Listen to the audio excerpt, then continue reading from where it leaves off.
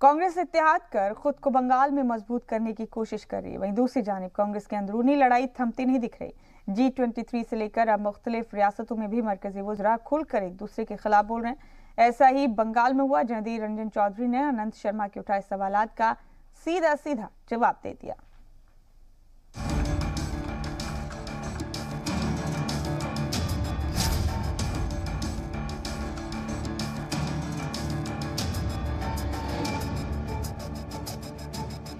आनंद शर्मा के इन दो ट्वीट्स ने बंगाल के इंतखाब से पहले कांग्रेस में कलह पैदा कर दी है।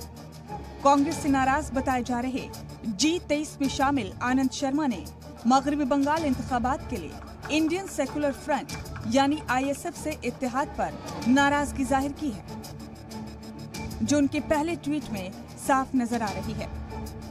आनंद शर्मा ने अपनी बात साफ कह दी कि ISF और ऐसे दीगर जमातों के साथ कांग्रेस का इत्तेहाद पार्टी के बुनियादी नजरियात, गांधीवाद और नेहरूवादी सेकुलरिज्म के खिलाफ है, जो कांग्रेस पार्टी की रूह है। बतौर आनंद शर्मा, इन मुद्दों पर कांग्रेस एग्जीक्यूटिव कमेटी में चर्चा होनी चाहिए थी, फिर इस तरह का फैसला लिया जाना चाहिए था। अब आनंद शर्मा इतना कहकर भी रुक जाते तो शायद इस वक्त हम कलह की बात न करते, लेकिन उन्होंने इससे आगे जाकर एक ट्वीट और किया।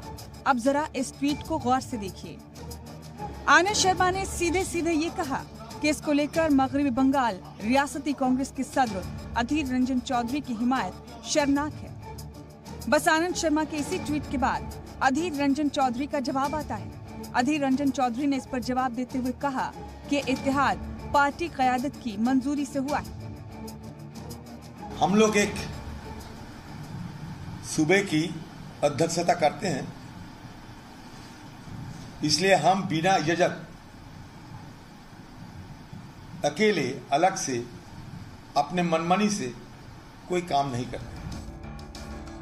अब एक तरफ कांग्रेस इत्तेहाद पर खुद को बंगाल में मजबूत करने की कोशिश कर रही है, वहीं दूसरी जानिब कांग्रेस की अंदरूनी लड़ाई थमती नहीं दिख रही, फिर चाहे वो G23 लीडरान की आला कमान से हो या फिर आनंद शर्मा का शुरू किया गया ट्विटर वॉर।